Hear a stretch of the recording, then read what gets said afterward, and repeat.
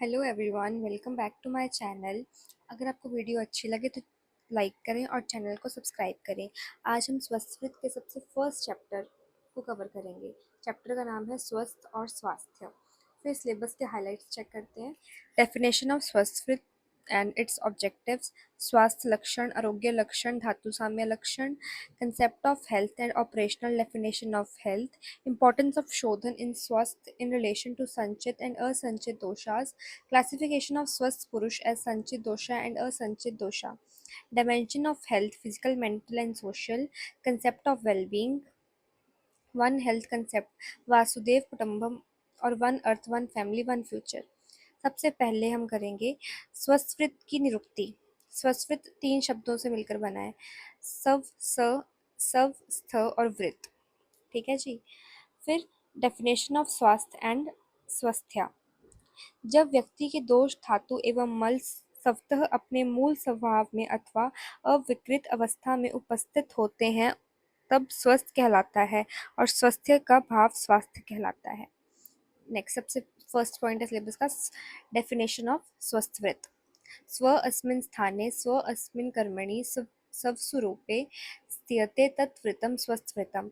जो वृत्त, वृत्त मतलब होता है कार्य या कर्म, जो काम या व्यवहार अथवा आहार विहार दोष धातु मल आदि को उनके प्राकृत स्थान पर निष्पादन करता हुआ प्राकृत स्वरूप में बनाए रखे उसे स्वस्थवृत कहते हैं। कि मतलब जो कार्य हमारे दोष धातु मल आदि को या आहार विहार हमारे दोष धातु मल को प्राकृत स्थान पर प्राकृत कर्मों का निष्पादन कराते हुए प्राकृत स्वरूप में रखें उसे स्वस्थवृत कहलाते हैं। फिर सेकंड पॉइंट, फर्स्ट का ही आगे पॉइंट है, ऑब्जेक्टिव क्या है स्वस्थवृत का? प्रयोजन। स्वस्थवृत का प्रयोजन है स्वस्थ व्यक्ति के स्वास्थ्य की रक्षा करना। स्वस्थवृत का क्या प्रयोजन है? कि जो व्यक्ति स्वस्थ है, मतलब जो हेल्दी पर्सन है, उसके स्वास्थ्य की, उसकी हेल्थ की रक्षा करना। स्वस्थ वृत्त के इस प्रयोजन को प्राप्त करने के लिए निम्न उपाय। सबसे फर्स्ट है दिनचर्या, रात्रिचर्या, ऋतुचर्या का पालन करना, क्योंकि इसके अतिरिक्त स्वस्थ रहने का अन्य कोई उपाय नहीं है। कि हमें दिनचर्या, रात्रिचर्या, ऋतुचर्या सबका पालन करना है, क्योंकि इसके अलावा स्वस्थ रहने का और कोई भी उपाय नहीं है। फिर दिनचर्या, रात्रिचर्या और ऋतुचर्या स्वस्थ वृत्त का ही विषय है, अर्थात स्वस्थ वृत्त अनुशीलन के अतिरिक्त स्वस्थ रहने का अन्य कोई उपाय नहीं है। कि हमें अपने दिनचर्या, रात्रिचर्या और ऋतुचर्या को ठीक करना चाहिए, जिससे हम स्वस्थ रह सकते हैं। नेक्स्ट है सदा हितकर आहार विहार का सेवन करने वाला, सोच विचार कर कार्य करने वाला, संसारिक विषयों में आसक्ति न रखने वाला, दानशील, समदर्शी, सत्य प्राणायण, क्षमाशील एवं आप वचनों का पालन करने वाला अथवा आप पुरुषों की सेवा करने वाला व्यक्ति सदैव रोग मुक्त रहता है। कि कौन सा व्यक्ति है जो रोग मुक्त रहता है? कि जो अच्छे कार्य करेगा, ठीक है, वो रोग मुक्त रहेगा। उपरोक्त सभी विषयों का वर्णन स्वस्थ वृत्त में किया गया है, अर्थात आरोग्य की प्राप्ति केवल स्वस्थ वृत्त अनुपालन से ही संभव है। नेक्स्ट है प्रज्ञापराध का त्याग। प्रज्ञापराध क्या होता है? कि जब हमें किसी चीज के बारे में पता है कि वो चीज हमारे लिए गलत है, बट फिर भी हम उस चीज को जानते हुए भी वो चीज कार्य करते हैं, उसको बोलते हैं प्रज्ञापराध। हमारी बुद्धि का नाश हो जाता है।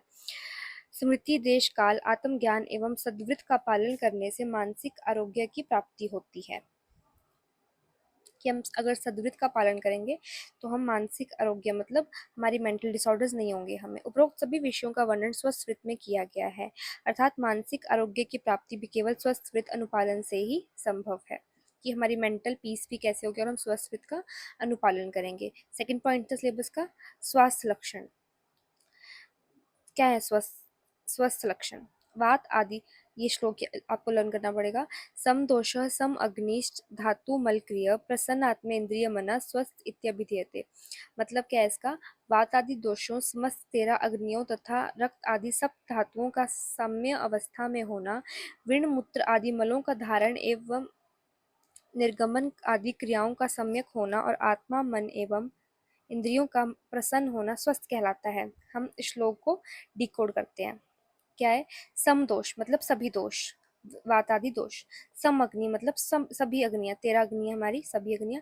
सम धातु अर्थात जो 7 धातु है, वो धातुओं का साम्य अवस्था में रहना, कि ये सभी साम्य सम अवस्था में रहें। ठीक है जी। विण मूत्र आदि मलों का धारण एवं निर्गमन आदि क्रियाओं का सम्यक होना, कि जो मल की क्रिया है उसको प्रकृत रूप से होना, सम्यक रूप से होना, और आत्मा मन एवं इंद्रियों का प्रसन्न होना, प्रसन्न आत्मे मनेन्द्रिय, इंद्रिय मना, तीनों का प्रसन्न होना, ये है, इसे स्वस्थ कहलाता है। फिर नेक्स्ट है आरोग्य के लक्षण, कि हम किसी व्यक्ति को आरोग्य कैसे मान सकते हैं, उसके क्या क्या लक्षण होते हैं आरोग्य व्यक्ति के। अन्न में रुचि, खाए हुए भोजन का सुखपूर्वक परिपाक हो जाना। सबसे पहले कि अन्न में रुचि, उसको भूख लगेगी, जो खाया हुआ भोजन होगा उसका अच्छे से पालन हो जाएगा। मल मूत्र एवं वात का सम्यक विसर्ग होगा, कि मल मूत्र और वात का शरीर से निष्कासन होगा। शरीर में लघुता होगी, इंद्रियों में प्रसन्नता होगी, सुखपूर्वक निद्रा तथा जागरण, बल वर्ण एवं आयु का लाभ होगा। मन की प्रसन्नता और अग्नियों की साम्यावस्था आरोग्य के लक्षण है। कि आरोग्य के लक्षण क्या है? सबसे पहले क्या हुआ कि अन्न में रुचि हुई, जो भोजन हम कर रहे हैं, मतलब हमें भोजन करने में रुचि हो रही है, जो हमने भोजन किया है वो हमारा पच रहा है पेट में, और नेक्स्ट फिर उसका मल मूत्र और वात का सम्यक विसर्ग हो रहा है, निष्कासन हो रहा है शरीर में। अभी ये सब कार्य अगर हमारे शरीर में होंगे, है ना, तो हमारा शरीर लाइट फील करेगा, लघुता होगी शरीर में। इंद्रियां, अगर हमारा शरीर लाइट फील करेगा तो इंद्रियों में प्रसन्नता होगी, हमारी मन खुश रहेगा, निद्रा होगी, और सुखपूर्वक निद्रा और जागरण होगा, कि हम जब चाहें तब सो सकते हैं, तब चाहे हम जाग सकते हैं। बल वर्ण और आयु में लाभ होगा। मन की प्रसन्नता और अग्नियों की साम्यावस्था आरोग्य के लक्षण है। महाभारतोक्त आरोग्य लक्षण, शीत उष्ण एवं वायु शरीर के 3 गुण हैं, इनका साम्यावस्था में रहना ही आरोग्य लक्षण है। धातु साम्य लक्षण, मांस आदि धातुओं का सम प्रमाण से होना, शरीर सहनन का सम होना। ये बोल रहे हैं कि धातु साम्य हमें कैसे मालूम होगा कि हमारे जो धातु है वो साम्य अवस्था में है। तो जो मांस आदि धातुओं का सम प्रमाण में होना, शरीर सहनन का सम होना, इंद्रियों का दृढ़ होना, विकारों के बल से अभिभूत न होना, भूख प्यास ठंडी गर्मी एवं व्यायाम को सहन करने की समर्थ होना, पाचन अग्नि क्रियाओं का सम्यक होना, वृद्ध अवस्था का उचित समय पर आना, और मांस आदि धातुओं का उपचय सम्यक रूप से होना धातु साम्य के लक्षण हैं। नेक्स्ट टॉपिक है हमारा सिलेबस का थर्ड पॉइंट है कंसेप्ट ऑफ हेल्थ। तो सबसे ओल्डेस्ट डेफिनेशन क्या है हेल्थ की? Absence of disease. हम बोलते हैं कि जब किसी को, सबसे पहले टाइम में क्या बोलते थे कि जब किसी को कोई डिसीज नहीं हो रही है तो इसका अर्थ है कि वो हेल्दी है। In some cultures health and harmony are considered equivalent, and harmony being defined as being at peace with self, community, god and cosmos. फिर कई कम्युनिटीज में हेल्थ और हार्मनी मतलब piece are considered equivalent.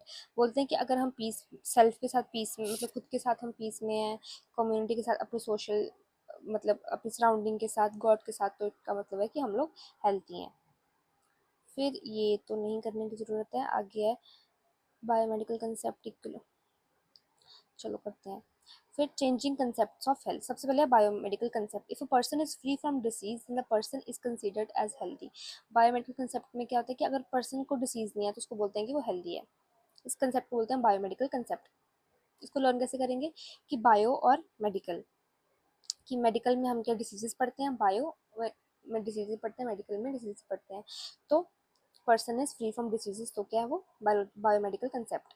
Developments in medical and social sciences led to conclusion that the biomedical concept of health was inadequate. फिर development हुई तो हमें मालूम हुआ कि जो बायोमेडिकल कंसेप्ट है कि एब्सेंस ऑफ डिसीज हेल्थ है वो गलत है, इनएडिक्वेट है, because of it was minimise by role of environmental, social and psychological and cultural determinants of the health. क्योंकि इसमें एनवायरमेंटल, सोशल, कल्चरल, हेल्थ के डिटरमिनेंट्स नहीं थे। नेक्स्ट है ecological concept. Ecologist put forward an attractive hypothesis which viewed health as dynamic equivalent between man and his environment. फिर ecological में है कि मैन और उसके एनवायरनमेंट के बीच में हार्मनी है, तो उसको हम हेल्दी बोलेंगे। नेक्स्ट है साइकोलॉजिकल, सॉरी, या साइकोलॉजिकल कंसेप्ट। फिर further it was observed that health is not only a biomedical phenomena but one which is influenced by social, psychological, cultural and economic and political factors of the people concerned. Thus health is both a biological and social phenomena. Next है holistic concept. The holistic model accepts all the above concepts. जो holistic model है वो ऊपर के सभी concepts को accept करता है. It recognizes the strength of social, economical, political and environmental influences on health. This views correspond to the view held by ancient that health implies sound mind in sound body in sound family in sound environment. Syllabus में क्या point है? Concept of health and operational definition of health. So next है definition of health. Health is a state of complete physical, mental and social well-being. ये definition आपको learn होनी चाहिए according to WHO. Health is a state of complete physical, mental and social well-being and not merely an absence of disease. Operational definition of health care. The WHO defined the health is not an operational the WHO definition of health is not an operational definition. In this definition, the concept of health is viewed as being of two orders. In a broad sense, a condition or quality of human organism expressing that adequate functions of the organism is given conditions, genetic or environmental. In a narrow sense, health means there is no obvious evidence of disease and that person is function normally. The several organs of body are functioning adequately in themselves and in relation to one another, which implies kind of equilibrium. New philosophy of health. फिर health की new philosophy क्या मानी हम लोगों ने कि health is a fundamental human right है, कि सबको हम हेल्थी सबको हेल्दी रहने की हक है, मतलब it is a fundamental human right. Health is the essence of productive life and not the result of ever increasing expenditure on medical care. कि health क्या है कि हम हमारे हॉस्पिटल्स के बढ़ते बिल नहीं है. It is essence of productive life कि हमारी लाइफ प्रोडक्टिव है. हेल्थ इज इंटरसेक्टोरल की मतलब सारी फैक्टर्स डिपेंड करते हैं हेल्थ पे. Health is integral part of development. Health is central to concept of quality of life. Health is worldwide social goal. Health involves individual, state, and international responsibility. Health and its maintenance is major social investment. Next point है syllabus का, importance of शोधन इन स्वस्थ इन relation to sanchit and asanchit दोषास. तो according to Ayurveda, संचित and असंचित दोषास are responsible for various types of rogues and शोधन is a purification process. संचित मतलब जो इकट्ठा हुआ है, ठीक है, तो इसका बहुत रोल होता है. क्रूशियल रोल इन मेंटेनिंग स्वास्थ्य मतलब गुड हेल्थ के लिए बहुत इंपॉर्टेंट रोल है. It is particularly significant in relation to sanchit and asanchit dosha. Sanchit dosha refer to accumulated और stored doshas in body that have not yet manifested. Sanchit doshas क्या होते हैं? जो बॉडी में इकट्ठे हो रहे हैं, जो अभी तक जिसके कारण कोई प्रॉब्लम नहीं आई है. Shodhan helps in moving these doshas and restoring balance of body. फिर शोधन करके हम इन संचित दोषों को शरीर से बाहर निकाल सकते हैं, जिससे हमें बैलेंस्ड और हेल्दी बॉडी मिल जाएगी. Asanchit dosha, on the other hand, refers to doshas that are not accumulated or stored but can cause imbalance in body.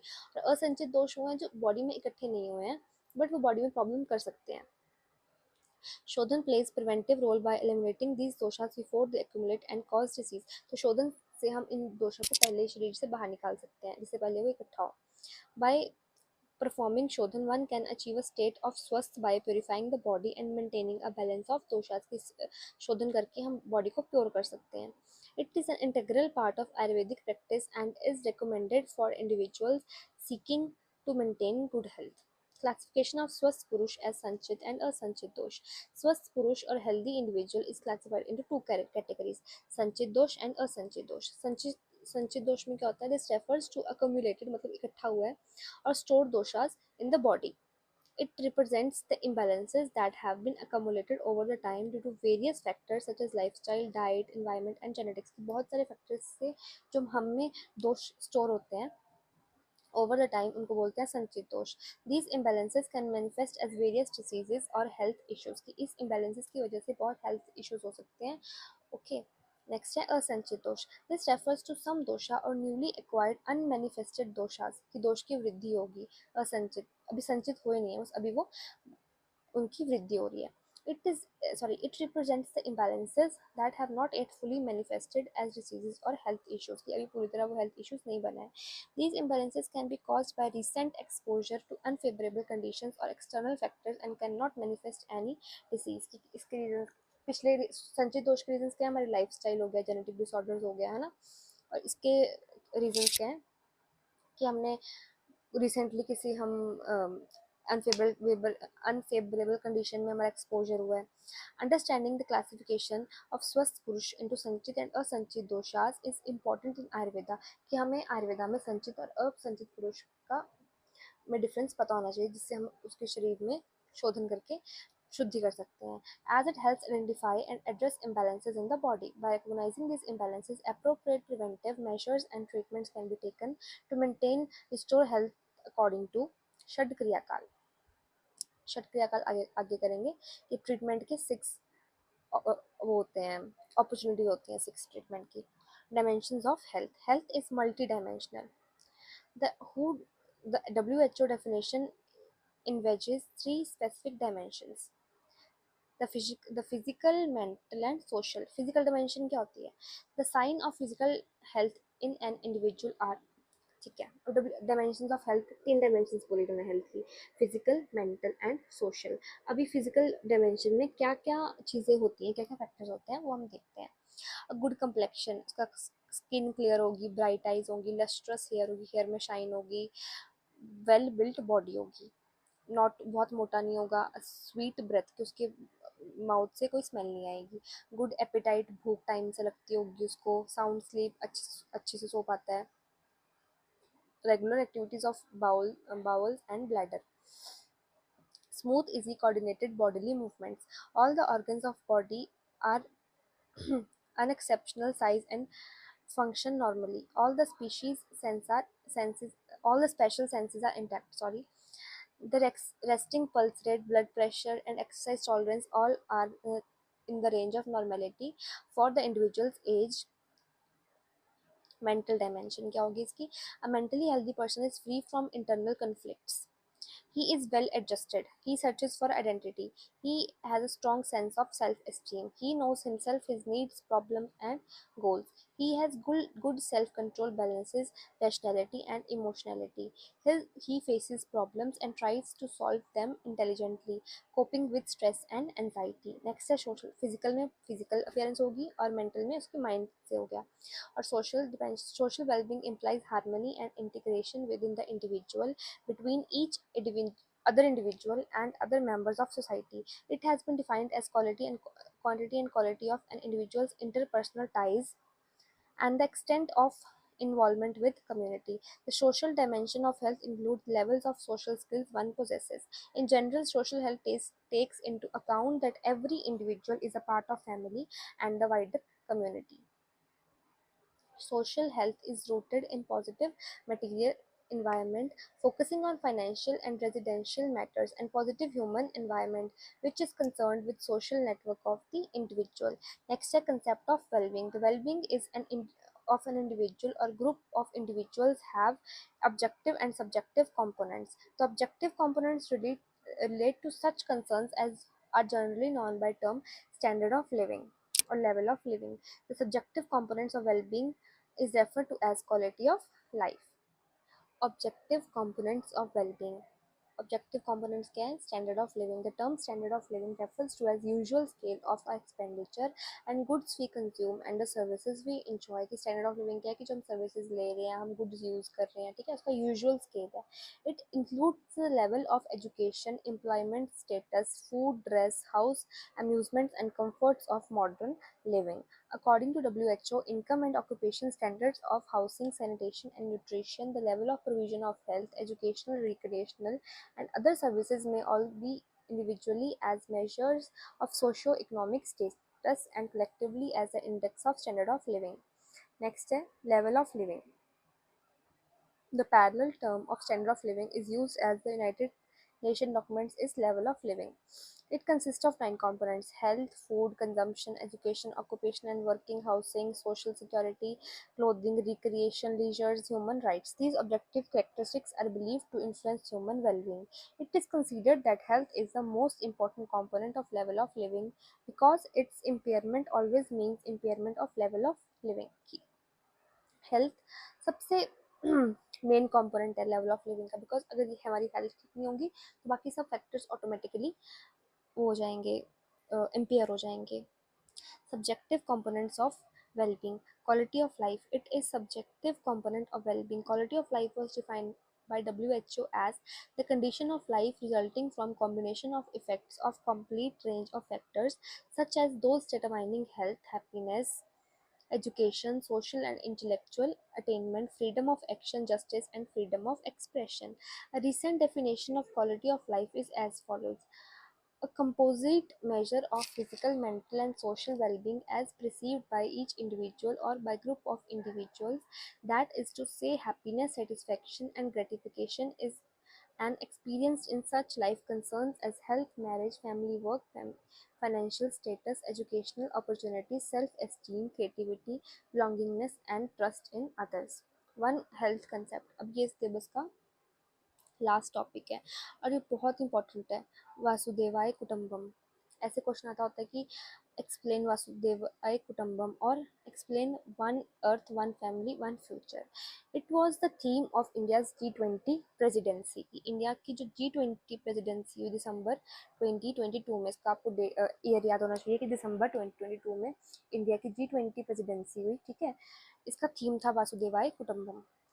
India's G20 presidency will work to promote this universal sense of oneness कि हम सब एक हैं, hence our theme One Earth, One Family, One Future.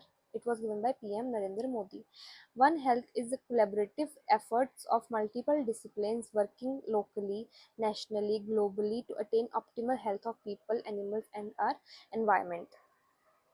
One Health model facilitates interdisciplinary approach in disease control so as to control emerging and existing zootonic threats like COVID-19. This concept is profound and inclusive philosophy that emphasizes the unity and interconnectedness of all living beings on our planet. कि जो हमारी planet में सभी living beings हैं वो आपस में interconnected है, ठीक है।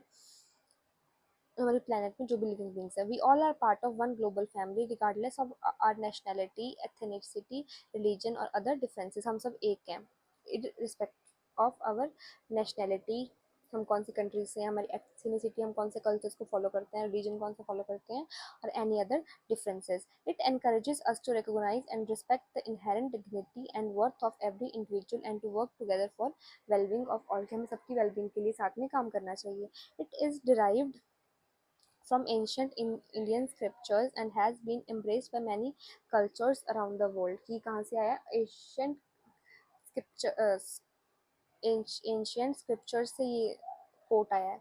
वासुदेव कुटुंबम, वासुदा का अर्थ है, वासुदा का मीनिंग है दी अर्थ, एंड कुटुंबम है फैमिली, की पूरी अर्थ एक फैमिली है। इस Sanskrit phase that means the whole world is a single family. Sanskrit word का मीनिंग है कि whole world is a one family. वासुदेवाय कुटुंबम can be described as an entire world is truly just one family. The words Vasudev Kutumbam drawn from mantra 672 in Maha Upanishad, which belongs to Samved tradition.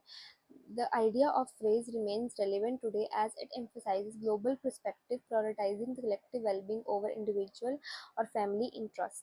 It encourages to think about welfare of others, fostering global solidarity and responsibility, especially in addressing crucial issues like climate change, sustainable development, peace, and tolerance of differences. Essentially, the theme affirms the value of all life, human, animal, plant, and microorganisms, and their interconnectedness on the planet Earth and in the wider universe. The theme also spotlights lifestyle for environment with its associated environmentally sustainable and responsible choices both at the level of individual lifestyles as well as national development, leading to globally transformative action resulting in cleaner and bluer future. For India, the G20 presidency also marks the beginning of Amrit Kal, the 25-year period beginning from 75th anniversary of its independence on 15th August 2022, leading up to centenary of its independence towards futuristic, prosperous, inclusive, and developed society distinguished by human-centric approach at its core. A new working group of disaster risk reduction will be established under India's presidency to encourage collective work by G20, undertake multidisciplinary research, and exchange best practices on disaster risk reduction, green development, climate, finance, and life. The opportunity to lead G20 comes at the time of compounding existential threat, with the COVID-19 pandemic having exposed the fragilities of our systems under the cascading impact of climate change.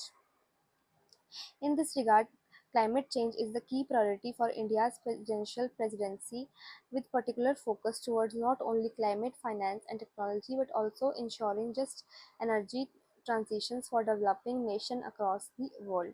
Understanding that the issue of climate change cuts across industry, sociality, and sectors, India offers the world lifestyle for environment, a behavior-based movement that draws from one nation's rich, ancient, sustainable traditions to nudge consumers and in turn markets to adopt environmentally conscious practices. This ties closely with India's G20 theme Vasudevai Kutumbam और One Earth, One Family, One Future. अगर आपको video अच्छी लगी हो तो channel को subscribe करें, video को लाइक करें और अपने फ्रेंड्स के साथ शेयर करें। Thank you.